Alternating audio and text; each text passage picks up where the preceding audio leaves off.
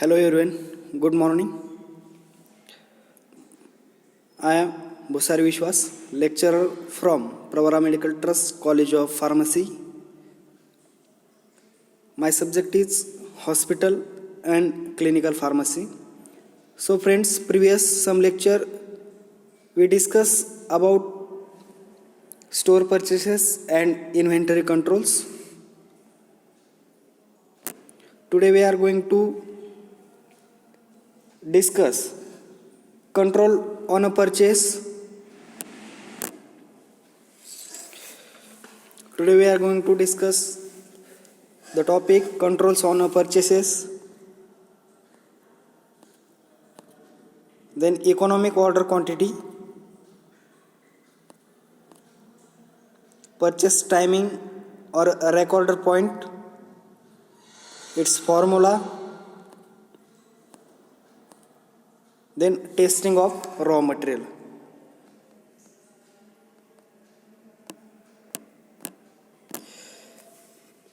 Let's see controls on purchases. A modern or reliable method of controlling the purchases is the computation of inventory turnover.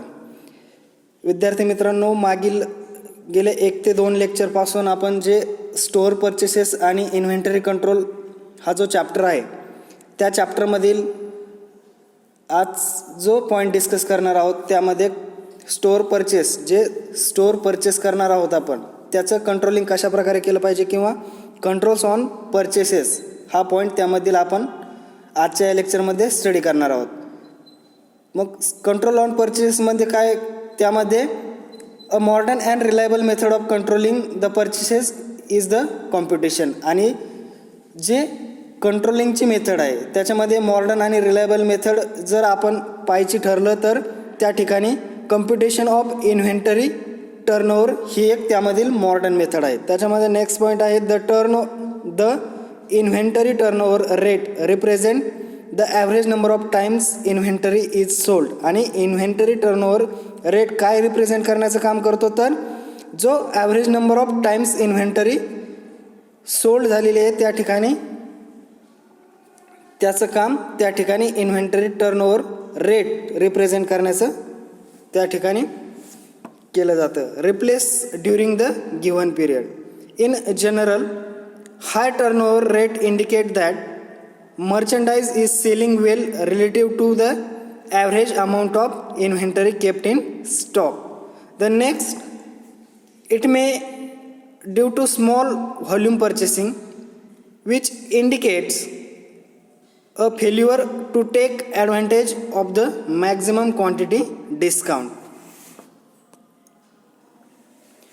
The next one, a lower turnover rate indicates that lower turnover rates काय indicates करतो तर that merchandise is not moving very quickly relative to average inventory.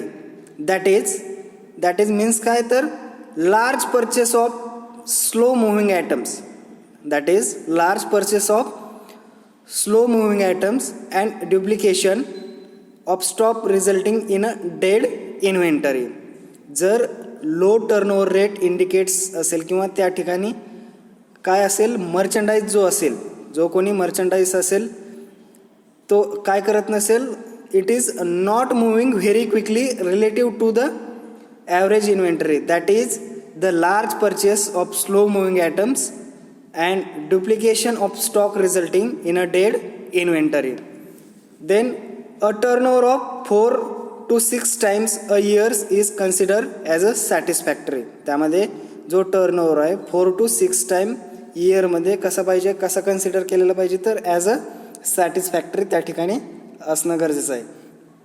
Next one आहे inventory turnover rate is calculated by dividing average inventory by sales. आणि त्या ठिकाणी जो control on purchases आहे त्यामध्ये इन्व्हेंटरी टर्नओव्हर रेट कशा प्रकारे कॅल्क्युलेट केला जातो तर by the dividing average inventory sales. आणि ॲव्हरेज इन्व्हेंटरी सेल्सला त्या ठिकाणी डिवायडेशन करून इन्व्हेंटरी टर्नओव्हर रेट हा त्या फॉर्म्युल्यानुसार कॅल्क्युलेट केला जातो. It can be calculated on the basis of retail sales cost or units. त्याचबरोबर तो कशाप्रकारे कॅल्क्युलेट केला जातो किंवा कशाच्या बेसिसवरती कॅल्क्युलेट केला जातो, तर त्या ठिकाणी रिटेल सेल्स असेल, त्याची कॉस्ट असेल किंवा त्याचे युनिट्स इत्यादी बाबीवरती त्या ठिकाणी कॅल्क्युलेट करण्याचं किंवा on the basis of retail sales cost or युनिट्सवरती ते कॅल्क्युलेशन त्या ठिकाणी केलं जातं. each of the following formulae will be provide identically inventory turnover rates. Next one मग फॉर्म्युला स्टडी करूया आपण. फॉर्म्युल्यामध्ये काय आहे, ITR is equal to S divided by AIRD is equal to SC divided by AIC is equal to U divided by AIU.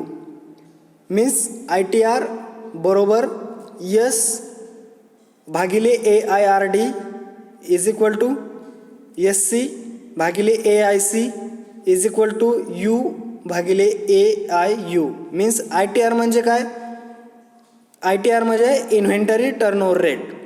ITR is equal to SAIRD आहे ना, त्याच्यामधील long form पाहूया आपण त्यामध्ये आता. Where ITR means inventory turnover rate. ITR म्हणजे त्याचा inventory turnover rate जो असेल तो.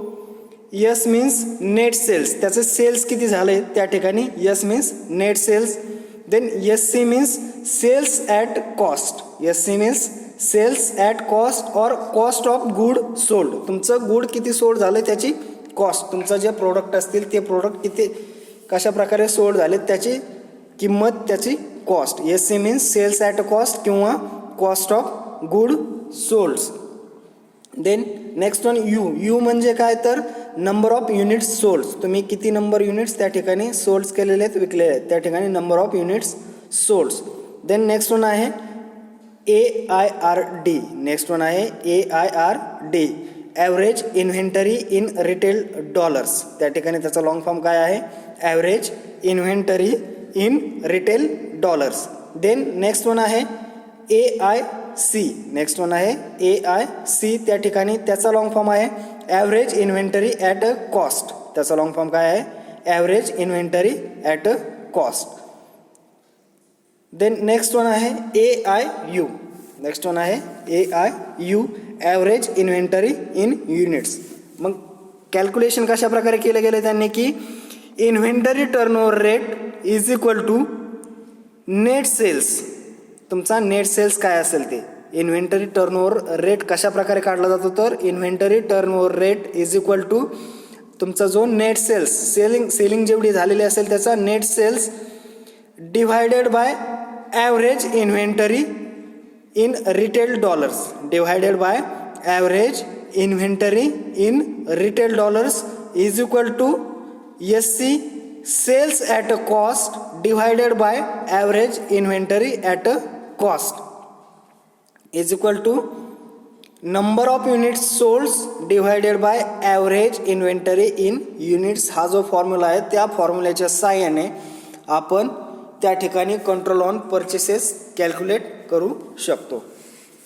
फॉर्म्युल्यामध्ये ITR is equal to S means net sales, ITR means inventory turnover rate, IMP formula आहे. Then is equal to SC means sales at a cost or cost of good sold. Then AIC means average inventory at a cost आणि AIU means average inventory in units. Then next one आहे inventory control turnover rate can be use as a standard for inventory control purchase. आणि inventory control turnover rate कशा प्रकारे use केला जातो किंवा कसा केला जातो त्याचा, तर स्टँडर्ड इन्व्हेंटरी कंट्रोल परचेसेसमध्ये त्या ठिकाणी त्याचा यूज प्रामुख्यानं केला जातो. Hospital pharmacist should try to control purchase volume and inventory by use of economic order quantity and reorder quantity level. आणि जो हॉस्पिटल फार्मासिस्ट आहे तो काय करण्याचं काम करतो प्रामुख्यानं, तर जे कंट्रोल आहे परचेसेस कंट्रोल आहे त्या ठिकाणी control purchase volume purchase volume control करण्याचं काम त्या ठिकाणी करतो. त्याचबरोबर इन्व्हेंटरी त्या ठिकाणी मेंटेन करण्याचं काम त्या ठिकाणी करतो. पण त्या ठिकाणी कशा प्रकारे मेंटेन केलं पाहिजे किंवा कशा प्रकारे त्या ठिकाणी ती इन्व्हेंटरी जी आहे, जी प्रोडक्ट इन्व्हेंटरी असेल, जी पर्चेसिंग ऑर्डर असेल, त्या ठिकाणी कशा प्रकारे मेंटेन केली पाहिजे, तर by the use of economic order quantity. Economic order क्वांटिटीची मेथड आहे. नेक्स्ट वन ती मेथड आपण स्टडी करणार आहोत, ती इकॉनॉमिक ऑर्डर क्वांटिटी मेथडचा यूज करून. त्याचबरोबर recorder quantity level RQL and EOQ. EOQ means economic order quantity and RQL means recorder quantity level. ह्या दोन मेथडच्या साहाय्यानं त्या ठिकाणी hospital pharmacist should be try to control purchases volume and inventory. काय कंट्रोल करण्याचं? कंट्रोल परचेस व्हॉल्यूम, त्याचबरोबर inventory control करण्याचं काम त्या ठिकाणी हॉस्पिटल फार्मासिस्ट करतो. कोणत्या दोन मेथड्स आहेत त्या ठिकाणी? इकॉनॉमिक ऑर्डर क्वांटिटी असेल, त्याचबरोबर रेकॉर्ड क्वांटिटी लेवल असेल. Then the recorder quantity level is define as. मग त्या ठिकाणी डेफिनेशन सांगितलेले आहे रेकॉर्डर क्वांटिटी लेवलची. रेकॉर्डर क्वांटिटी लेवल कशा प्रकारे डिफाईन केलेले आहे, तर it is define as or recorder quantity level is defined as the inventory level that must be reach. Inventory level that must be reach before additional stock can be order. Definition काय आहे त्याची, की inventory level that must be reach कधी? Before additional stock can be order. Additional stock ऑर्डरच्या आधी त्याची definition आहे. Then next one method आहे त्या ठिकाणी economic order quantity. Economic order quantity. In that economic order quantity, one of the best known model for inventory control is economic order quantity. आणि economic order quantity काय आहे, तर ही one of the best त्या ठिकाणी model आहे, त्याचबरोबर method आहे कशासाठी? इन्व्हेंटरी कंट्रोल करण्यासाठी. मग ती मेथड कुठली, तर economic order quantity. It is a one of the best known models or one of the best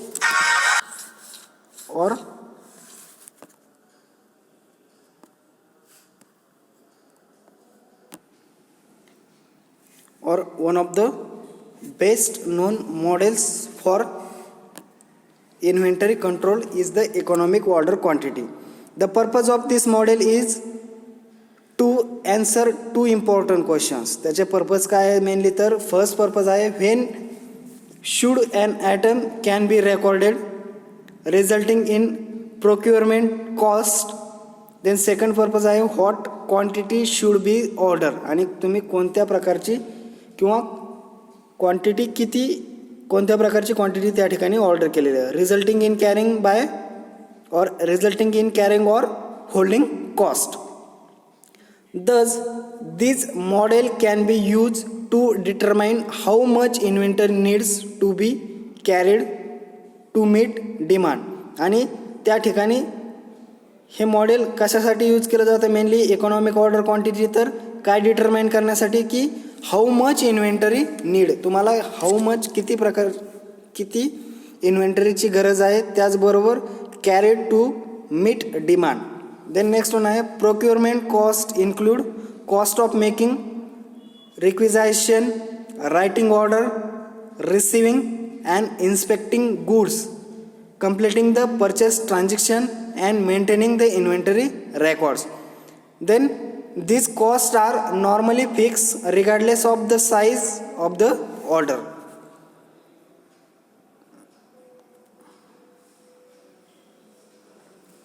The next one आहे carrying cost included such items as a interest. त्या ठिकाणी carrying कॉस्टमध्ये काय काय इन्क्लूड केलेलं आहे, त्यामध्ये त्याचा इंटरेस्ट असेल, देन इन्शुरन्स असेल, त्याचबरोबर टॅक्सेस असतील, त्याच्यावरती काय टॅक्स इन्क्लूड केलेले असतील ते टॅक्सेस असतील, डिटोरिएशन असेल, स्पॉयलेज असतील त्याचं, हँडलिंग असेल आणि वेअर हाऊसिंग, त्याची वेअर हाऊसिंग कशा प्रकारे केले पाहिजे, त्याचबरोबर त्या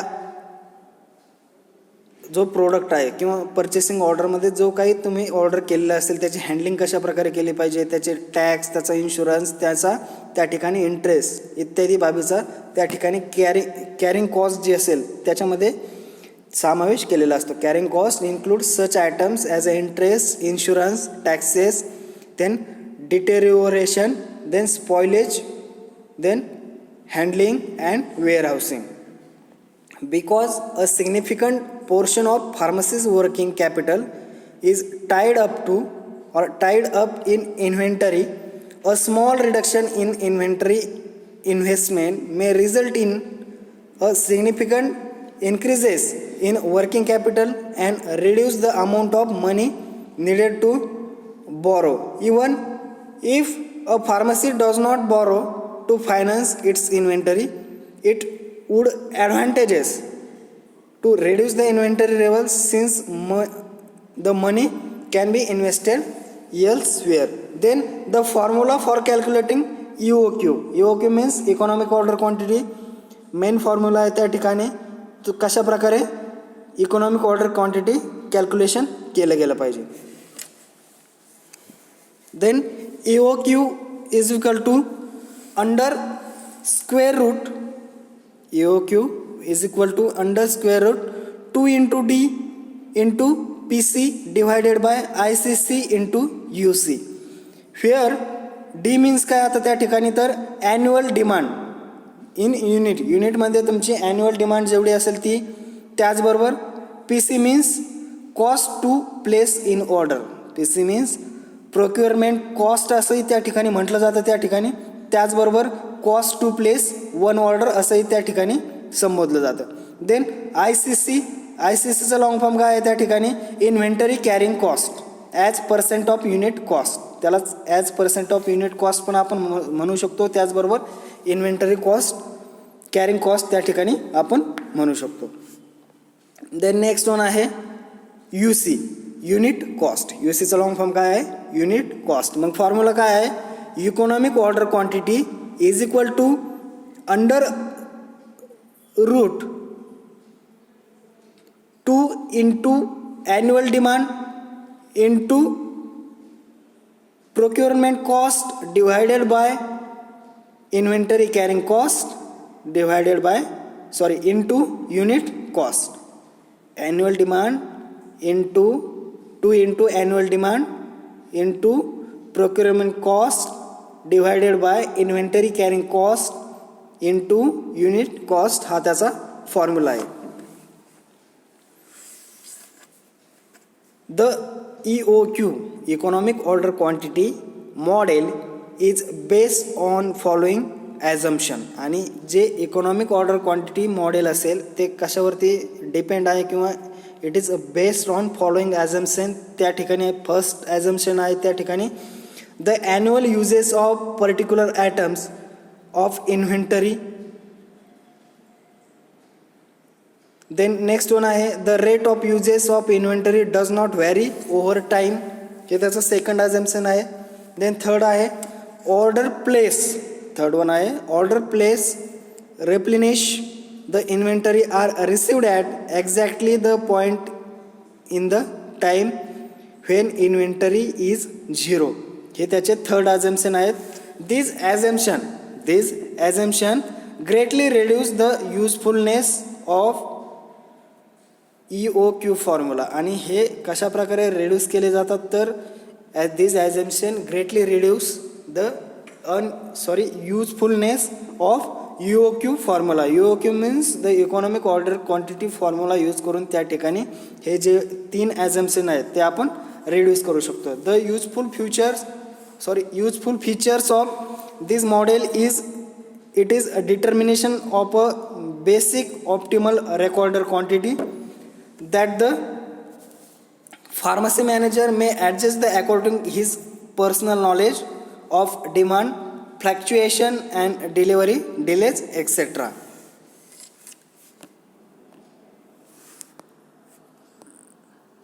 Then next one आहे purchasing time. नेक्स्ट पॉईंट आहे पर्चेसिंग टायमिंग. त्यालाच काय म्हटलं जातं की रिऑर्डर पॉईंट. पर्चेसिंग टाईम किंवा reorder point. The reordering time must closely coincide. Reordering time must closely coincide with the consumer demand and minimize to amount of inventory investment. हे रिऑर्डरिंग time जो आहे must be कशाचं closely आहे तर it is closely with the consumer डिमांडच्या closely आहे. त्याचबरोबर minimize to amount of inventory investment, आणि त्या ठिकाणी जी माउंट ऑफ इन्व्हेंटरी इन्व्हेस्टमेंट आहे ते मिनिमाइज करण्याचं काम त्या ठिकाणी केलं जातं.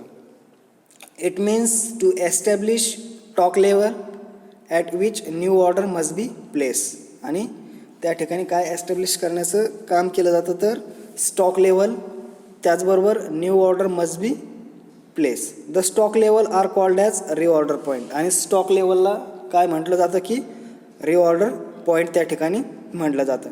Then determining reorder points depends on the length of order, lead time, usages rate and the amount of safety stock kept on the hand. आणि डिटरमाइनिंग रिऑर्डर पॉईंट्स कशावरती डिपेंड्स आहे मेनली तर एक म्हणजे length of order, lead time असेल, second one usages rate असतील, आणि third one असेल अमाऊंट. या इत्यादी बाबीवर त्या ठिकाणी डिपेंड्स आहे. Then order lead time is the time span from the date when an order is place to the date the merchandise is received, price and put on the selling floor. Usages rate means average sales per day in units of merchandise. Usages rates म्हणजे काय, average sales प्रत्येक दिवसाचं किंवा average sales per day in a units of merchandise. Then safety stock is the amount. Safety stock म्हणजे काय, amount of extra inventory kept on hand to protect against running stock owing to unexpected demand and delays in delivery. Then next one आहे त्या ठिकाणी the formula when reorder is. रिऑर्डरचा formula त्या ठिकाणी दिलेला आहे रिऑर्डर पॉईंटचा. Reorder point is equal to usages rate into lead time. Reorder पॉईंटचा फॉर्म्युला काय आहे तर usages rate into lead time plus safety stock, plus त्या ठिकाणी सेफ्टी स्टॉक हा त्याचा फॉर्म्युला आहे. Ideally, order should be placed at a precise point in time at which sales during the order lead time will just have depleted all of the inventory on hand so that no safety stock is needed.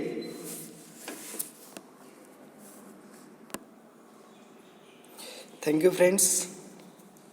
Thank you one and all. Remaining points of store purchases and inventory control chapter will be studied in next lecture. Thank you again.